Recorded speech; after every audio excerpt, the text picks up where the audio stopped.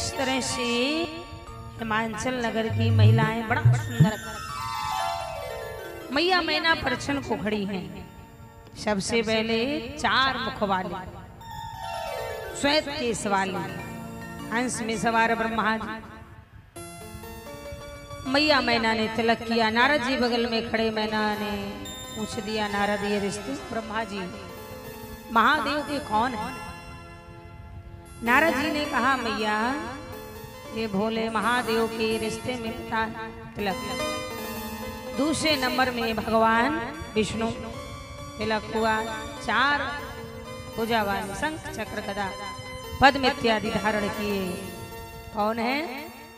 ये भगवान शंकर के सखा माताओं। तीसरे नंबर में हाथी में बैठा ऐरावत में देव राजेंद्र आ गया। सखियों ने समझा दूल्हा है, चिल्ला पड़ी, दूल्हा गया दूल्हा। नारद जी बोले दूल्हा नहीं है, दूल्हा के घर का नौकर है।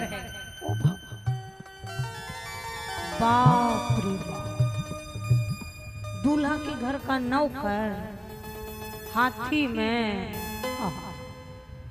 जरूर पार्वती जी ने कोई अच्छे पुण्य किए हैं। अब आप बताइए, जब दूल्हा का नौकर हाथी में आएगा तो पार्वती जी पालना से नीचे पाँव नहीं रखे। नारद जी बोले वो तो तुम ही देख लो। इतने में भगवान शंकर नंदी में बैठे, राख लपेटे, बिच्छू ततैया बर्रैया सा। मैना बोली रे भगाइए। नारद जी बोले यही दूल्हा। और जो ही मैया मैना से कहा तो मैया मैना ने आरती का थाल फेंका। बोले भाग भवन।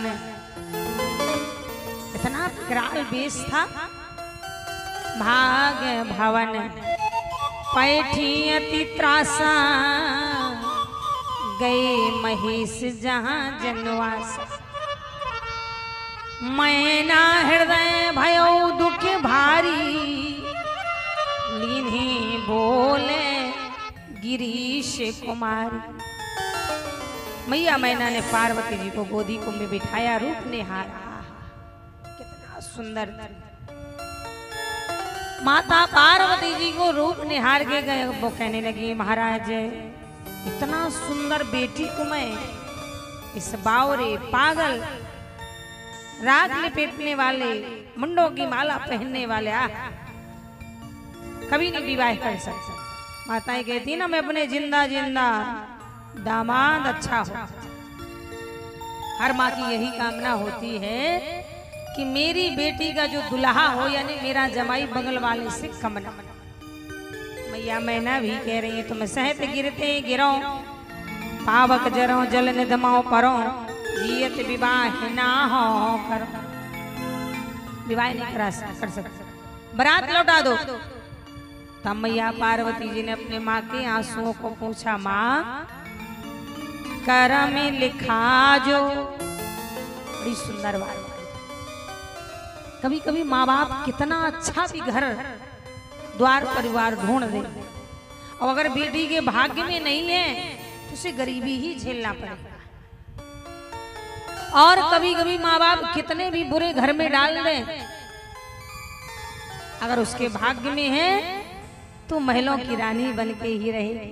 बोलो होता कि नहीं होता? आज की बेटियों की बात नहीं मैं कर रही हूँ। पहले के जमाने में बहुत दुख होता था। बूढ़ी माताएं बैठी हैं। पहले के जमाने के सासों बड़ी डेंजर रहा है। आज के सास तो बहुत डिरा थी अपनी पतों में। आज बदनाम कोई भी करे, लेकिन आज के सास बिचारे। पहले के बड़ी डेंजर रहा। अब पहले पतोंगों को काम भी बहुत रहा था कि नहीं? गोबर करना, खन्ना करना, धान कुटना। पहले मशीन नहीं था। और आपके बिहार में तो अरवा उसना, हम यही देखे कि अरवा उसना चावल का चावल कूटना, चौका लगाना, मैंने बहुत सारे काम। और अगर इतना काम ना करे पतोहू तो साथ गुप्पा हो जाता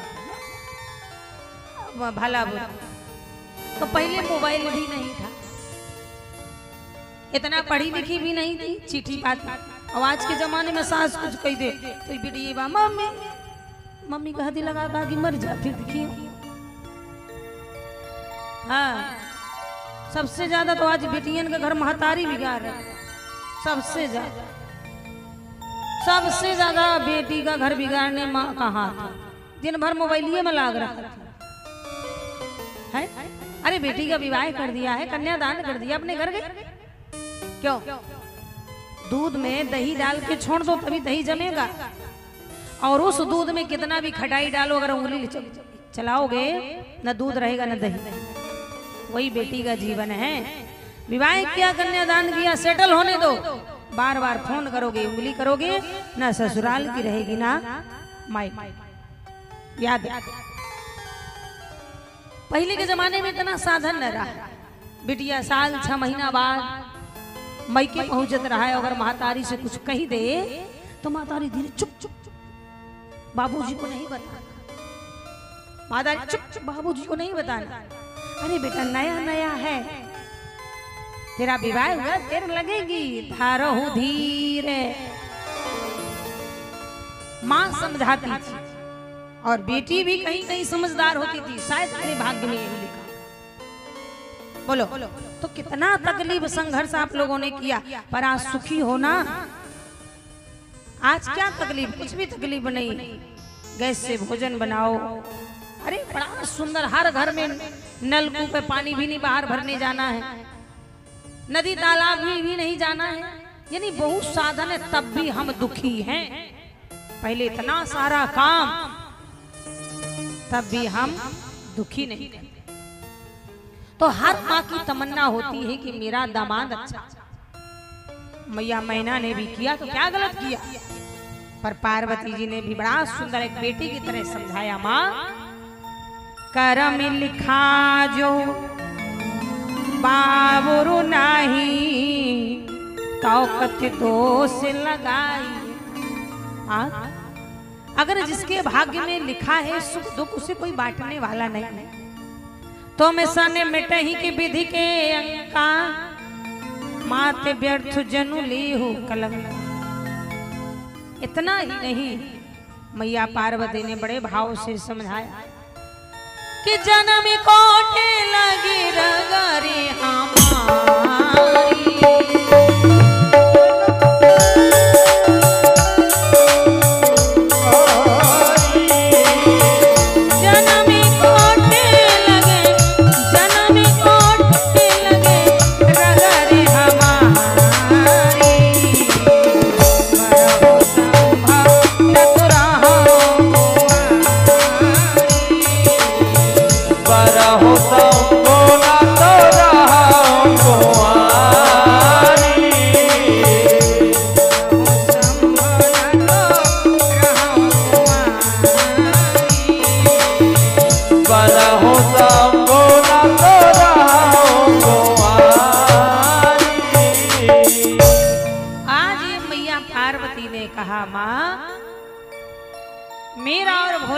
का एक जन्म का नहीं, कई जन्मों का रिश्ता है। माँ को समझाया मैया पार्वती ने और नारद जी। वहां भोले बाबा बिगड़ गए, महाराज हम इसे विवाह न करा। इतना बड़ा बेइज्जती। हमारी सास ने हमें देख के आरती का थाल। अब भोले तो बड़े भोले हैं, नाम ही भोला। भोला जैसा कोई भोला नहीं।